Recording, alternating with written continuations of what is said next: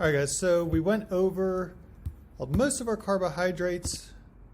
We left off talking about how our carbohydrates are stored, whether it's in glycogen in animals or in plants, it's starch.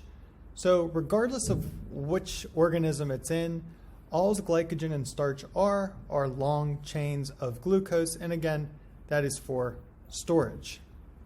So this guy, may not recognize him, but he made this workout program called P90X, which went to P90X Plus and P90X2 and P90X3. In other words, there is a bunch of different P90X workout videos, and they're pretty good. But his name's Tony Horton, and his were kind of weird. His workout videos, not like this weird. All right, maybe this is what you guys do when you go to the gym, or better yet, watch this guy. I do not know what he's doing. That's crazy, though.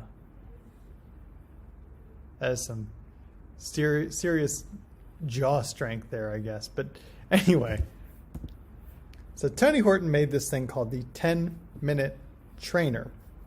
Now, the 10-minute trainer, I have a little video on it here for you guys. And we're just going to go over what the 10-minute trainer is and relate it to carbohydrates. We're not going to watch all the video, just a little bit. If you're one of the busiest people you know, pay close attention because you're about to witness a true fitness breakthrough that can transform anyone from unfit to unbelievable, all in as little as 10 minutes a day. Introducing Tony Horton's 10-minute trainer. It's the ultimate excuse-busting workout. Everyone has 10 minutes in their day to do a 10-minute workout. I lost 21 pounds, 7 inches on my waist. Awesome. 25 pounds, 7 inches off my waist. I'm walking proof that this works. It's insane being a mom. You don't have time to go to the gym. And what I would say to other moms is just do it. You're going to get results. 10-Minute Trainer is a breakthrough rapid-fire weight loss system featuring turbocharged 10-minute workouts that deliver extreme results in record time. Okay, so like I said, we're not going to watch the whole video, just a little bit. So 10-minute trainer. I'm going to go back to our storage of glucose and glycogen here. Now, you work out 10 minutes a day. Cool. You might be using your carbohydrates of something you just ate during that 10 minutes. Wonderful, okay? You're burning some calories when you're working out for your 10 minutes. Now, let's say you're on there for doing this exercise 10 minutes once a day. Here's the problem with this exercise, guys. In that 10 minutes, you're burning the food that you just ate. You're actually not going to be burning all that fat that's in your body that you probably, if you're working out, maybe that's your reason for working out. Maybe you want to lose weight, okay? But 10 minutes isn't going to get you there. So what these people are probably doing, guys, is along with the 10-minute trainer, they might be doing something else. They might be dieting or something like that because you're not going to access your fat in that amount of time. All right. It usually starts, you start burning fat maybe around 15 to 20 minutes of exercise, usually closer to 20. All right. So does the 10-minute trainer work? Kind of. It kind of works. It will help you, but you might have to do it more than once a day. You might have to diet with doing the 10-minute trainer. There's something in conjunction to the 10-minute trainer, not just that. Because the 10-minute trainer alone, guys, you're just going to be, using those glucose molecules that you might have just eaten. All right, so let's go on to our second macromolecule here, which are lipids. So once again, just like carbohydrates, our lipids are going to be composed of carbon, hydrogen, and oxygen, but much less oxygen compared to carbohydrates. So I'm going to go to my chart here, come back to our chart.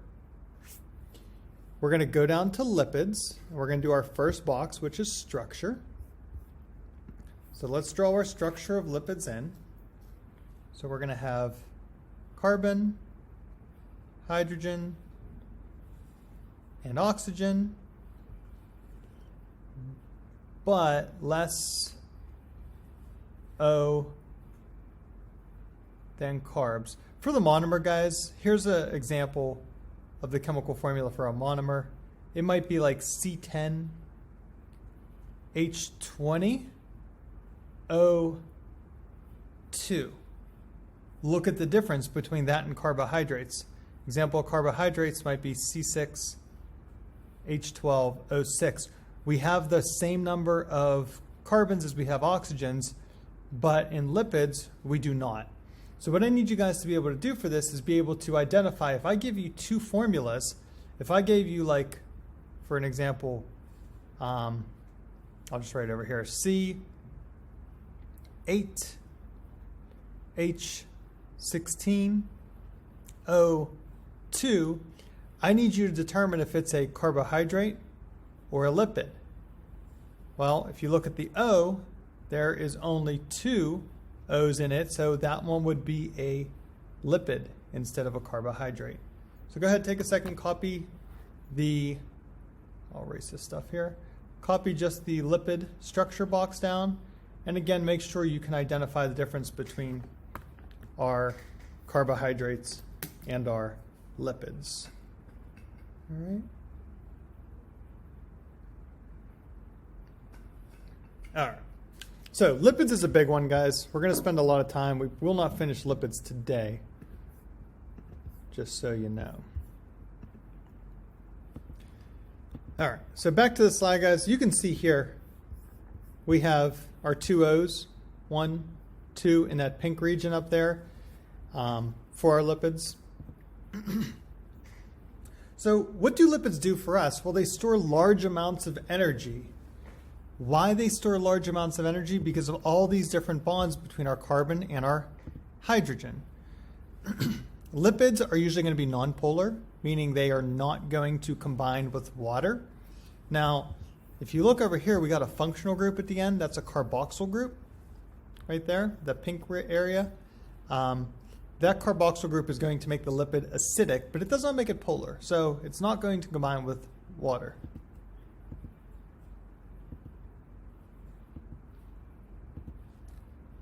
Okay, monomer. We have the monomer of a lipid called a fatty acid. So remember, guys, monomer is just a general term for a single unit of any macromolecule. That single unit is called, for carbohydrates, a monosaccharide. For lipids, it's called a fatty acid. All right? If you see this word, it's pretty easy to identify because you see lipids are fats. You get that fat word right in there. Okay, so it's a fatty acid. Why is it called an acid? Because we got our carboxyl group right here. So all a fatty acid is, guys, is a carboxyl group bonded to a long hydrocarbon. All right, and here's the hydrocarbon. It's all that area right there.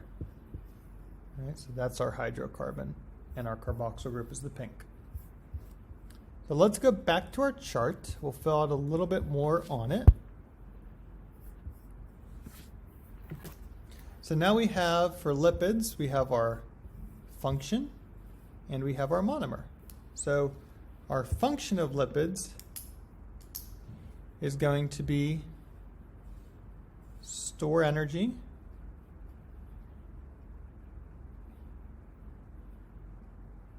or we can also say it's for long-term energy.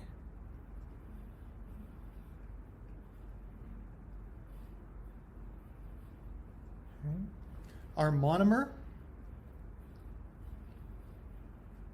is a fatty acid. And again, guys, that is a carboxyl group.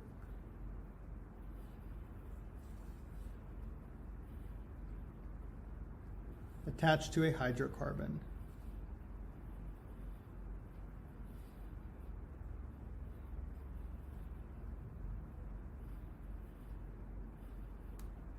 All right, there you go. Let's take a second, copy that down, guys.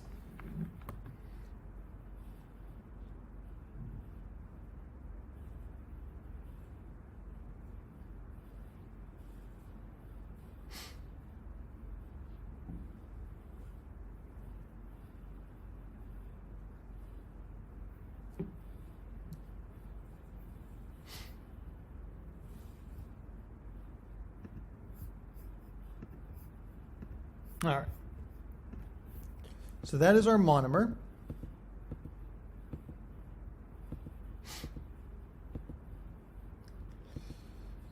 Okay, so we're going to draw a picture of this. In our monomer, we are going to have two different areas of our fatty acid. We are going to have a hydrophobic area, which we don't like water in that area. And then we're going to have a hydrophilic area, which is pretty much polar. It does like water. Okay? So, in our picture down here, we have this area right here. Okay. That is our hydrocarbon.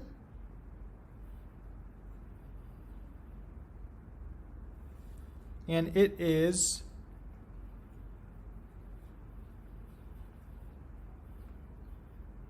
hydrophilic. It's water loving. Okay.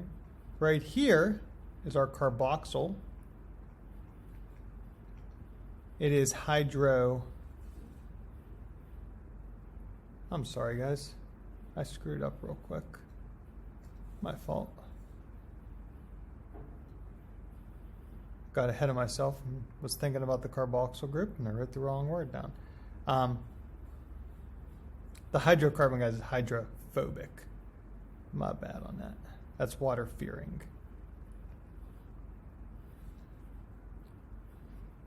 And the carboxyl group is hydrophilic. All right? It loves water. So there's our two different areas. Okay?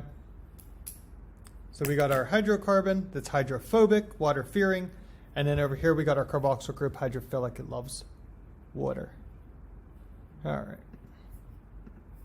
So that is the parts of your fatty acid, the parts of your monomer.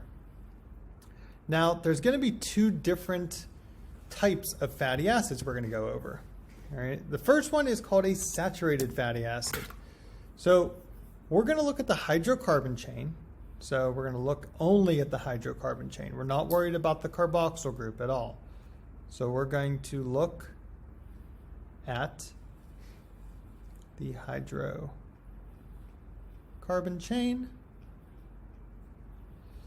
And we are going to have all single bonds between carbons. So if you look here, I'll highlight it for us.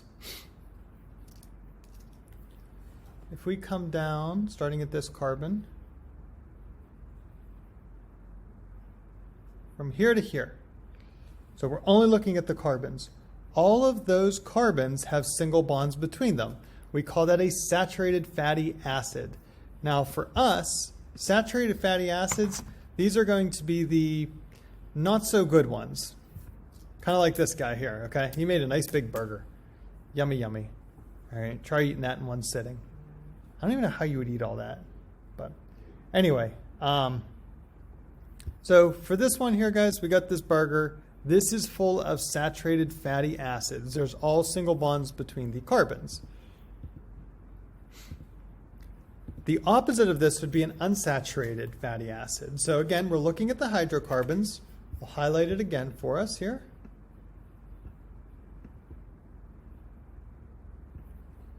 Oops, if I can do it correctly. There we go. Let me use a different highlighter color so it stands out a little bit more. So we're going to highlight all of these coming down.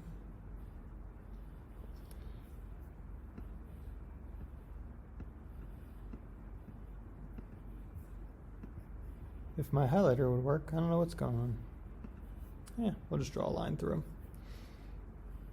Okay. So all of these ones, guys, we're looking at just the carbons there. Okay, if you look at all those, we have a double bond here between the carbons and here. We only need one double bond between carbons, that gives us a unsaturated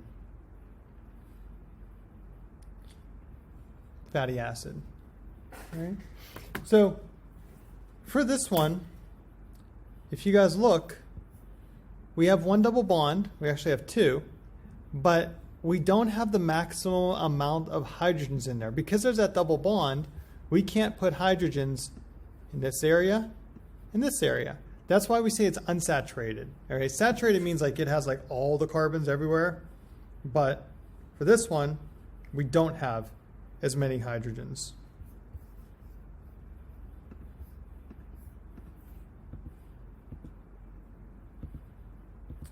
All right, so let's do our polymers of lipids,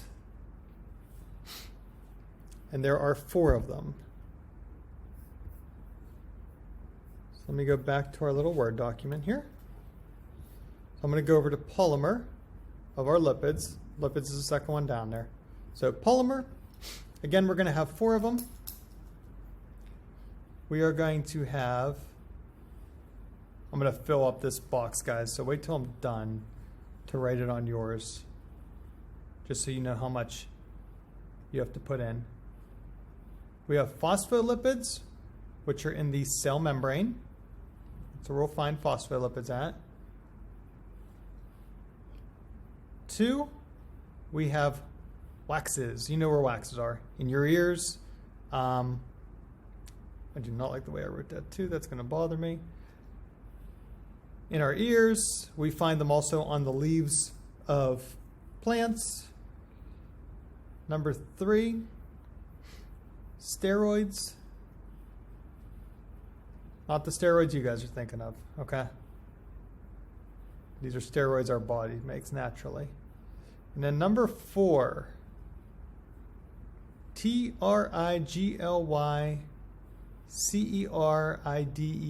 triglycerides.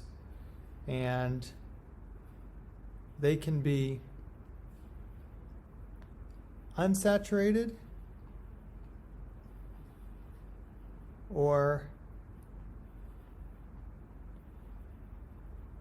saturated. Okay, so those are our 4 different polymers of lipids. All right, so go ahead, take a second, copy those ones down.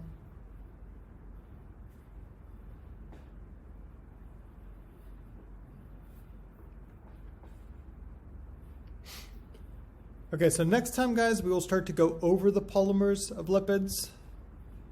All right, I know there's a lot here. All right, so we will call it a day. Have a good rest of your day, guys.